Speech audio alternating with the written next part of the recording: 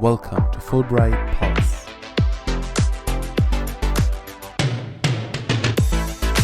In this episode, we hear from Professor Daniel Cremers, head of the chair of Computer Vision and Artificial Intelligence at the Technical University of Munich and one of the most renowned scientists in his field. We talk about what drives him as a researcher. I wanted to do things that really change the world we live in. And we hear what inspires his work. This is the most enriching for me, is actually to work with young talents and to see how they thrive, how they develop their ideas and put them into practice.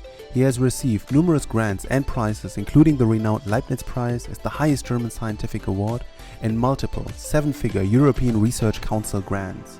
When the president of TU Munich called me over the phone, I had no clue why he was calling. And in fact, I thought he would complain because maybe my performance wasn't good, right? So when I heard, when the phone rang and the president of TUM was on the phone, I said, oh, that's a surprise. And he said, why? We also talk about his startup, artisense.ai, and technology startups in general. It's my ambition to reduce the threshold, to facilitate the young talents to create their own startups. His personal path includes education and research in Virginia, Indiana, New York, Heidelberg, Berlin, Mannheim, Los Angeles, Princeton, Bonn, Cambridge, and Munich. And in this interview, we cover some of these stages and decisions in his career, including his experience with Fulbright in 1994 and 95 in Indiana and New York, his time as a highly recognized postdoctoral researcher at UCLA, and as a researcher in industry at Siemens Corporate Research. And so then I realized I'm in a difficult situation. From a German perspective, I have to do 3 more years of postdoc before I can ever apply for a faculty position.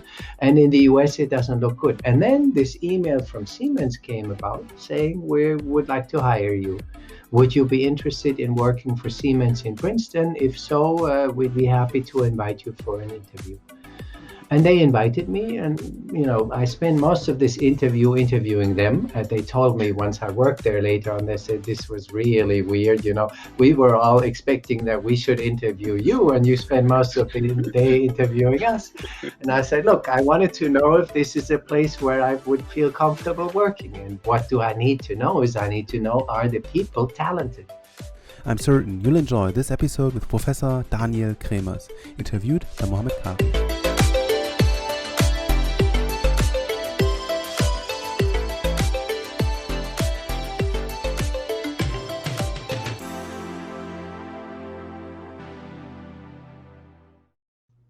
Thanks a lot, Daniel, for joining us today in the Pulse Fulbright podcast. We're super glad to have you. So you hold the chair for Computer Vision and Artificial Intelligence at the Technical University of Munich. How far are we on the journey to creating intelligent machines?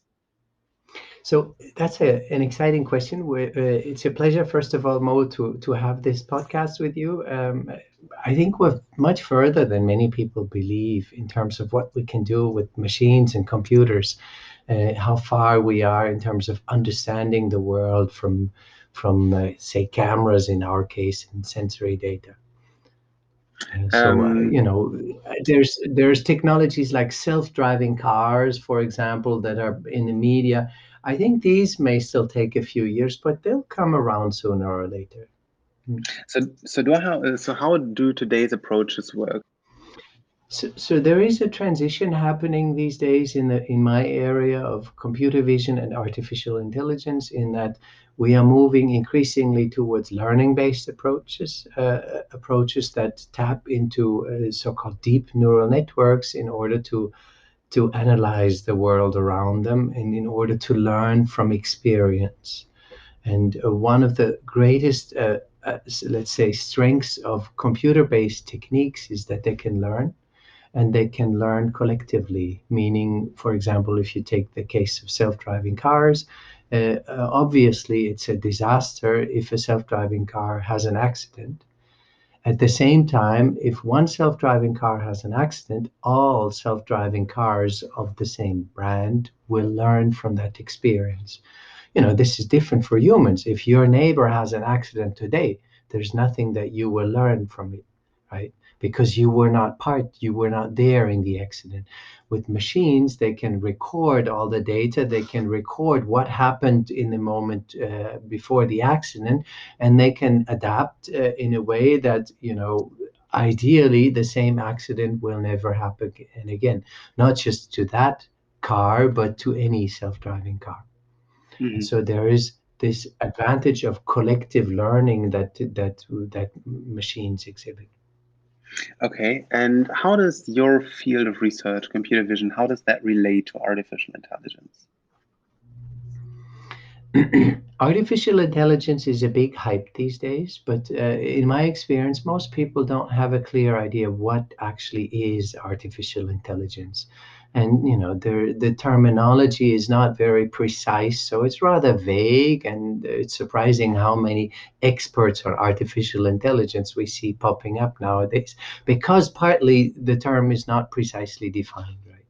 But in my view, the core of artificial intelligence is really computer vision. It is the capability to understand the world from images, from camera images and video, right? Why is that? Well, if you take humans, for example, they actually spend about 50% of their brain capacity on image processing, on analyzing what we see with our eyes. And arguably, our eyes are possibly the most important sensory system that we as humans have to perceive, to understand, to sense the world around us, to make sense of it. And this is a huge challenge, right? When you look into this world, you don't actually see objects and relationships between objects, but what you see with your retina is only colors or brightness values at any given time, right? And how to move from these brightness or color values to a notion of a world with objects and relationships between them. This is the fundamental challenge that we're addressing in the field of computer vision. And to me, this is really the heart of artificial intelligence. Got it. And what does your lab work on? So you're the head of the chair. I've already said it. So it's the chair for computer vision and artificial intelligence. How large is your lab? How many employees do you have in your lab? And what do they work on? So we're a fairly big lab. We have, I think, about 25 full-time employees, PhD students and postdocs. We additionally have quite a number of master and bachelor students, of course. And with so many people, what do they work on? Obviously, I don't actually know everything that everyone is doing at any given time because it's too big a lab. But so we work on a fairly broad range of topics. That has two reasons. One is I'm very open to quite a range of different topics, let's say from 3D reconstruction with cameras to shape analysis to works in more mathematical optimization, convex optimization, but also neural networks, deep learning. There's such a spectrum, and robotics, autonomous flying drones, autonomous driving cars. We do quite a range of things because I find them interesting, but also, secondly, because I tend to follow what my team is interested in. So when I recruit talents, I go by talent. And then when it comes to what are they supposed to do, I like to follow their ideas. So I ask them, what is it that you want to study? What problem do you want to investigate? And typically, if they convince me that this is a compelling challenge, then I will say, go ahead, do it. Right. And so it's very much a bottom-up driven research, curiosity-driven research, as it is often called. This is my significant preference. I don't like to tell people what they should do. I like them to discover for themselves what they find interesting and follow their heart. Wow, that sounds like a place you want to work at. We will talk about that in a minute. So you've studied mathematics and physics. How does that shape your research of today? It shapes it quite significantly. I mean, even though I'm today professor in computer science, my background in mathematics and physics is very important to me. I've always had a strong inclination towards sophisticated mathematics. And the challenge for me during my, career was to find an area of research where I can combine mathematical sophistication with societally relevant research. What is relevant is in the eye of the beholder to some extent, but I wanted to do things that really change the world we live in, that have an impact on everyday life. And when I found computer vision about 20 years ago, I realized at that point that this, from day one, I said, this is the area I want to work in, because it brings together mathematics from all areas of math, and at the same time tackles problems that have an obvious and immediate impact on our world. And whereas 20 years ago this was not apparent and people didn't know what computer vision was, now that impact is showing. Right now you open the newspapers and on the front pages you read about face recognition, you read about self-driving cars, you read about autonomous robots. And if you think about what is it that makes all these technologies possible, it is actually computer vision that drives things. And this is where the biggest buzz is in the informatics area or computer science area. For example, to give you just one number, the number one conference in the world in terms of impact is the CVPR, our flagship computer vision conference. In all the three computer vision conferences, there are some of the most impactful conferences in the world. They all featured, like the top three conferences, CVPR, ECCV, ICCV. They feature among the top 5 conferences in the world regarding impact, beyond a lot of other areas. So there's so much happening in this field now, because a lot of things are now starting to really work at a level that we as a society can make use of them. So what is the coolest project or coolest thing that you've worked on in the last years?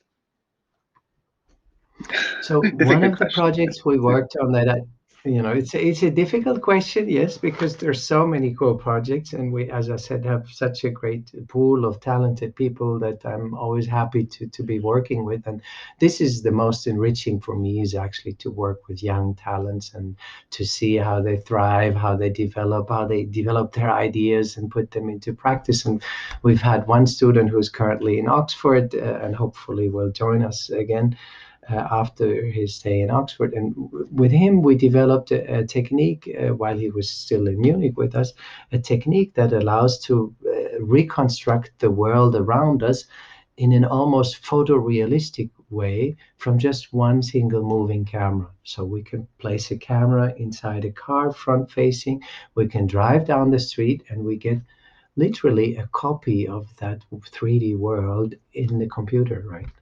That will allow you to then drive through it virtually to train self-driving cars in a virtual world that was one-to-one copied from the real world. And he developed this deep learning pipeline where he trains a network to reconstruct the dense world from a single moving camera at unprecedented kind of precision and faithfulness. How much effort is required to build such a system? I mean, I suppose it is important that you start not from zero, but that you, so you said it was mainly his project, that you that you come into a lab or into a group of already very talented people where you can where you're not required to start from zero, but you can build on what your lab knows, on the collective knowledge that you maybe have, on your gut feeling. Maybe you have some ideas on which directions do you have to follow, what is promising and what is rather not promising. Sometimes we can lie wrong with these predictions, but sometimes probably it is required that you have somebody senior who knows where to go. So how did it work? What is so you just described a very beautiful system. I suppose the way getting there was not as easy as it sounded when you presented it, but from the outcome. Indeed. Indeed, it is a team effort, and it's a lot of people playing together as a team that makes all of these successes happen. It is, people who bring in their own ideas. Also, I help a little bit to streamline these ideas, to focus them a little bit better. Often people come and say, I think maybe we can go this way or that way. And then I say, I think this might be the more promising direction. But as I said, I'm not always the oracle that knows where the future lies, and so it's kind of a joint effort to shape this thing. Often, like in this project, for example, I bring in ideas, but then my team takes these ideas a significant level further than what I had actually had in mind, right? So, for example, I suggested in this project that we should maybe filter out moving objects, because once you have a moving object and you reconstruct the world from a moving camera, possibly the moving object gets smeared out over the reconstruction, right? And so I said, let's filter out the moving objects. And I had in mind a very naive kind of pre-processing step, but the guys, they are clever, right? So they took this idea significantly further. They said, let's integrate this into the neural network. So there is a component in the network that filters out the moving object and learns from examples, etc., to do a much better job than what my idea could have ever achieved, right? So it's in that sense a joint effort. People learn from each other, people collaborate in teams to make all of these technologies happen, and they build up on previous expertise, because a lot of the things nowadays we put the codes online. So for whatever people develop, we typically, and this is a significant difference compared to when I started in the vision community, nowadays successful technologies get publicized in terms of the source code being put online, so that people can take it and can check for themselves, does it really do what it's supposed to do? And they can build up on it in terms of expanding the expertise and the technology. And this is a significant reason why the computer vision field has advanced so fast over the last few years. Mhm. You're also the founder of artisense.ai. Can you tell us a bit about it? So how did it come to happen? How long is it ago that you founded it, and what does it do? So what inspired Artisense was that we had worked on tracking cameras. So algorithms that take a camera feed, a video from a handheld camera, if you will, and can tell you precisely how the camera moves, right? At a level of precision that was completely unprecedented in the vision community. It was almost an order of magnitude more precise than the baseline methods that were around. And when I saw this success, this was another, I think, important breakthrough that my team achieved at TU Munich. I realized there must be a commercial value for these technologies. There must be a need for this in society. How can we bring these methods, these academic research results into the society? To enable a lot of technologies like self-driving cars, like autonomous robots, autonomous drones, because the main prerequisite for an autonomous car or an autonomous drone is it needs to know at any given time, where am I? And where is the 3D world, right? And our technologies offer that potential, and so that's when we created Artisense, a company that has now about 25 employees, so quite a significant size company already. And it's basically bringing these technologies into the world, because there is a huge step, and this is something we realized when working at Artisense. We realized taking a technology from from an academic lab and actually bringing it into the world is a huge step, because you have to deal with all the corner cases. Does it still work in the low light conditions? Does it still work in the rain, in snow, in the dark, right? Because you don't want self-driving cars that only work in bright sunlight. That might be fine for California when you have bright sunlight all the time. But if you're in Germany and it can rain and it can snow and and there can be fog, then you need to have technologies that are robust. And getting this robustness is a dramatic challenge that we've been focusing on in artisense. Mm-hmm. So would you describe this research transfer into business as one of your core targets, or is this something that happens if you see it value for it? It has since the creation of artisense, and also before, but over the last years, it has become one core target for me. And I think it's an area where Germany can improve still. If you compare, to the Silicon Valley, the threshold for someone to create a startup is much lower in the Silicon Valley and much higher still in Germany. And there are many reasons for that, but I think it's my ambition to reduce the threshold to facilitate young talents to create their own startups. And this is what I'm increasingly advocating with my students and with my surroundings, that we should create an environment that enables people to create the next generation of technology startups. Because nowadays most of the top startups are being created on the West Coast in the US, and we have the talents here in Germany, in Munich, to make this happen. And what it takes is to create the environment that brings together a network of research talents, investors, entrepreneurial, people who want to create companies and have a business mindset, bring these together with tech talents to create the future technology startups. I think this is a big need and here, and I'm putting a lot of effort into improving that. Wow. All right. So we've heard a lot about you being a very successful researcher, head of the lab. You're also a teacher who, known on YouTube. A lot of your lectures are online. So, and if you skim through the comments, people are very appreciating how much effort you put into putting these videos online and making this knowledge publicly available. We've heard you're a founder. So now let's dig a bit into. Give us the chance to understand who you are as a person. So I suppose you took your Abitur in Germany, is that right? Yes. And Yes, afterwards, please. So I did my Abitur in Germany.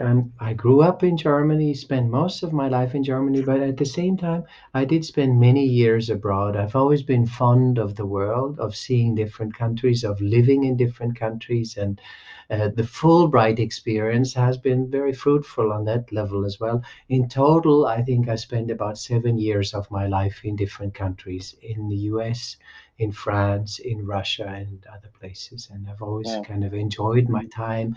I've always enjoyed learning languages. So I speak around 6 languages, more or less fluently. This has been very enriching for me to learn about the world, to get to know people, their culture, their background. And this is also kind of the heart of the Fulbright experience, is to offer people the possibility to go to different countries, to go to the US in this case, and learn. So tell me a bit about that time. Why did you choose to apply for a Fulbright scholarship, or why did you want to go to the US? So tell me a bit about that time.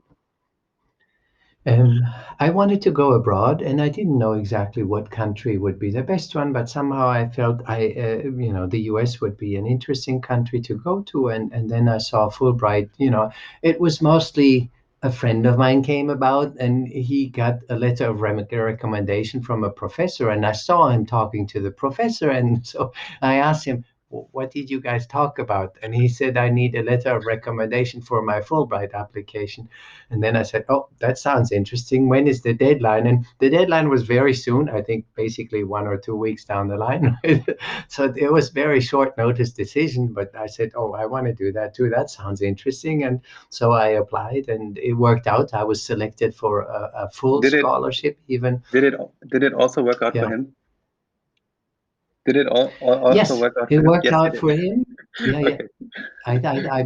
I believe so. He was definitely. We ended up interestingly at the same university later on. This was a complete accident because when I moved to the U.S. as a Fulbright scholar, this is a particularity that the German Fulbright Commission had. I think it's not internationally like that, but the German Commission at least at the time, they said they don't want us to interfere in the choice of university because they don't want everyone to go to Stanford, Harvard, or MIT, right? They said, we select the appropriate university for you. They did select one. In retrospect, I would say it was not the appropriate one. They sent me to Indiana State University, which is a fairly small university that doesn't even have a PhD program in physics. And so it was, I think, the wrong choice for me. And I put a lot of effort into then changing. And so one semester afterwards, I moved to Stony Brook, State University of New York in Stony Brook. That is a much better university. They have a big physics department among the top 10 in the country. And so this was really great. And Fulbright supported that transition. And if you want to know what was my biggest learning from that Fulbright year, it was that in your life, sometimes there are hurdles, but you have to attack these hurdles. You have to, if you're not happy in a certain situation, you can always change, and it's up to you to make these choices to engage, to improve. I've always seen in my life people who are in a desperate situation where they're somehow not happy with whatever they have, but then they don't change it. They just stay and say it's not good, but that's how it is. And I was never like that. And this is also my experience, my learning experience from the Fulbright year is you have to fight for what you want. You have to, if you're not happy where you are, you have to proactively go out and search what you want. And it's never too late in life to change, right? I did my master in physics, and then I decided, no, I'll change and I go into computer science. So I think possibly a lot of that came from the learning during the Fulbright year, that you have to proactively look for what you like in this world, what you enjoy most, and go for that. Mhm. So then you've stayed a bit at the US back then.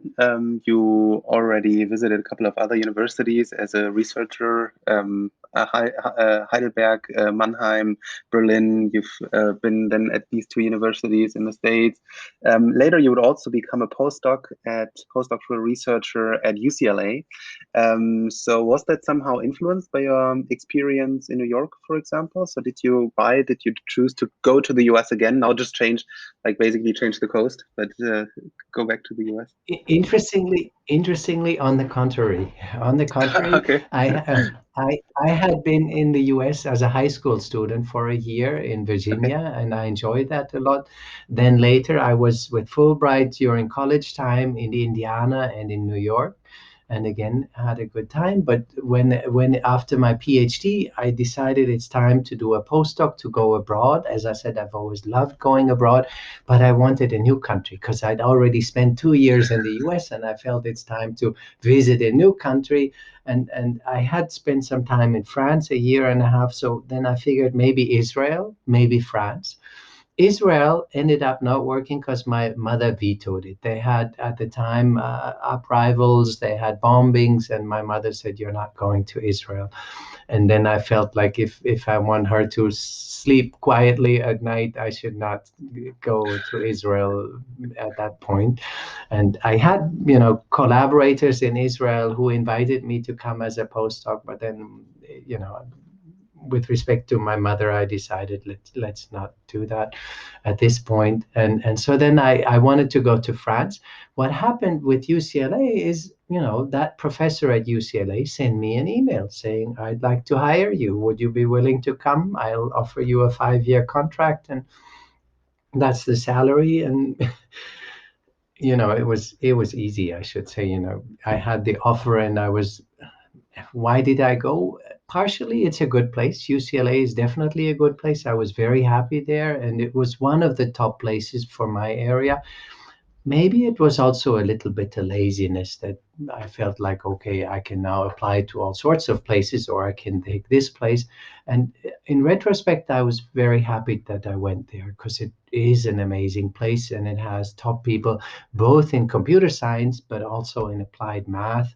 And I worked with many excellent researchers, starting from my own advisor, Stefano Suato, but also people in the applied math department like Stan Osher, that I worked with. And I think that helped me a lot in my career as well, to have had the chance to work with some of the top people in the world. So if being lazy means that you'll end up at UCLA, I'm going to be lazy along. So for much, I need to be lazy more often. So, I, so you. Incidentally, the same happened with Siemens afterwards. Yeah, that is the next point that we're going to Siemens. talk about. So Mhm. you said so maybe just one point before that already. So I think that time at UCLA was definitely, even though it maybe was the easy decision, it was a good one. You were awarded the Chancellor's Award for your research there. So so what was your research question? Maybe just in a sentence, is that possible? I'm not sure. Yes. In a And sentence, mhm. mhm. I Yes. worked on a number of problems, but the Mhm. biggest challenge for me was how to bring in prior knowledge into sensor analysis.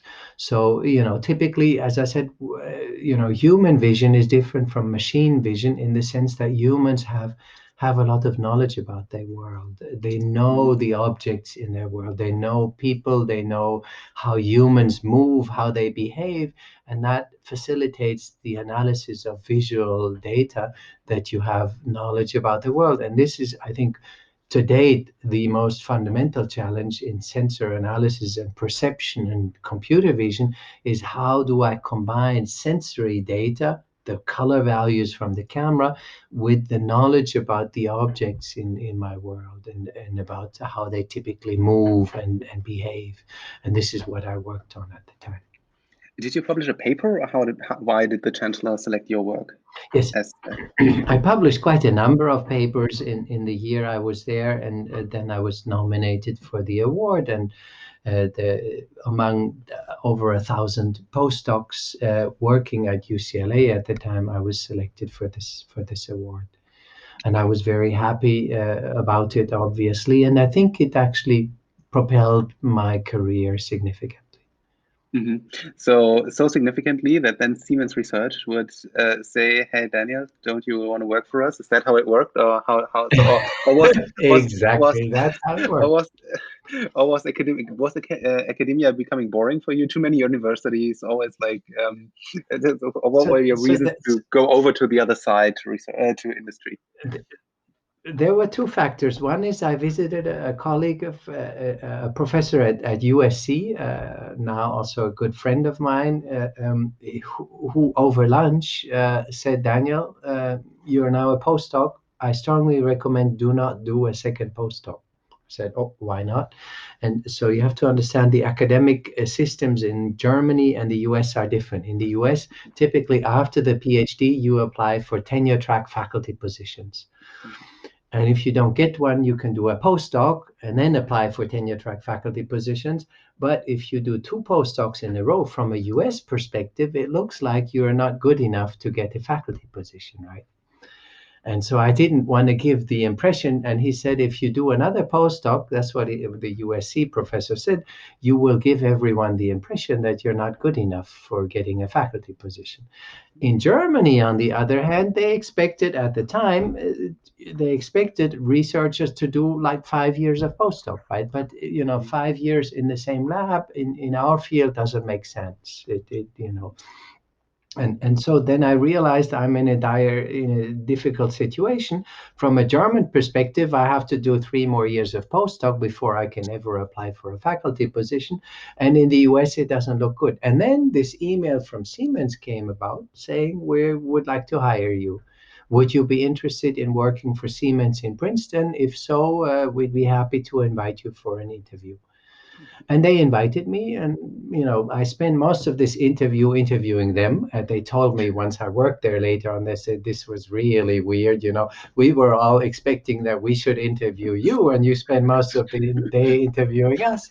And I said, look, I wanted to know if this is a place where I would feel comfortable working. And what do I need to know is I need to know, are the people talented?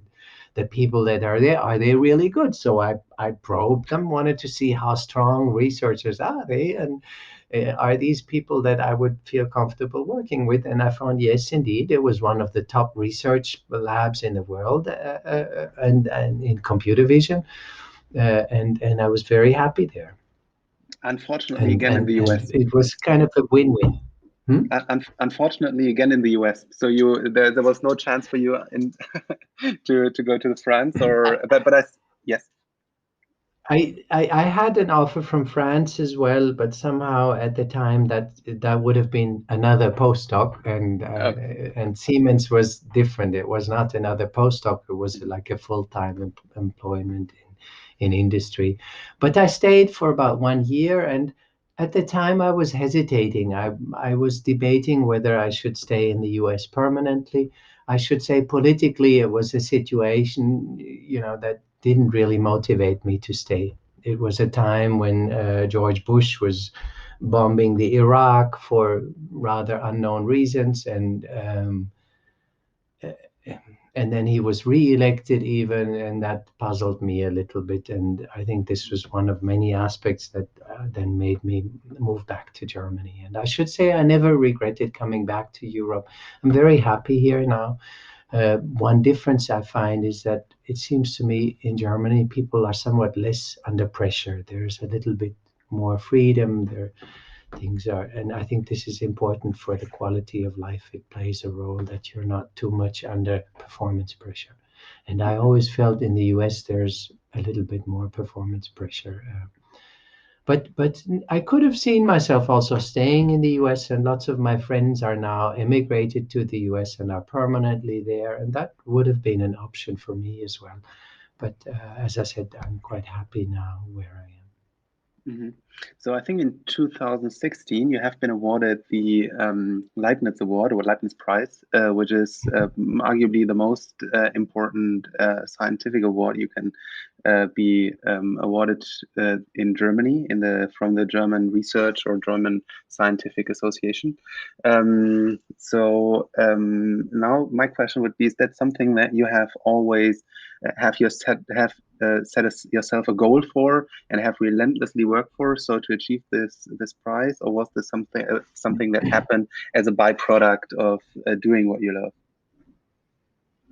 It's definitely something that you cannot work for. It's in that sense a byproduct, and we don't really work for awards. We do, as researchers, we do what we do because we enjoy it, because we see the challenges, and it's essentially a game that drives you to solve challenges, to improve the capability of computers to see and understand the world, in my case.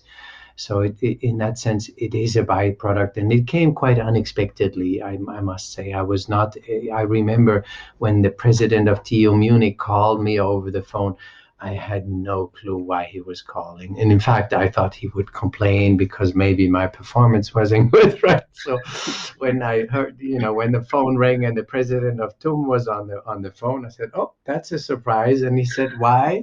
And then I said, well, because you don't call that often. And then he said, but you probably know why I'm calling. And I said, I was going to say to complain about something. And then I felt that's not good. So I said, no, I have no clue. And then he informed me that I'd gotten this major award, and this was a big surprise to me. So it's definitely nothing I'd ever worked for. And these awards come also. I think one should not overrate these awards. There's a lot of randomness, and I know a number of really talented people who did not get this award and who probably deserve it much more than me. So there's a lot of randomness in these awards, one should say as well, and one should not overemphasize the importance here. Mm-hmm. So last question. We heard what you do on a day-to-day basis, but what is it that you love most, and how much time do you get to dedicate to it? I should say what I love most in my work is working with young talents. It is, I think, one of the biggest skill sets that I have, possibly for my career. The most important one is I have an eye for talent. When I see young researchers, I can spot talent, and then I put a lot of effort into recruiting that talent, making sure they join our effort, trying to somehow inspire them and get them excited about the challenges we're trying to solve. And I'm always happy once that works. It doesn't always work, but most of the time it does work, that I can recruit the talents and engage them and make them live out their potential and help us solve the major challenges that we're facing as a society. Mm-hmm. Thanks so much, Daniel, for this wonderful episode. Yes, I'd love to hear from you again sometime. Thank you, Mo. It's been a great pleasure.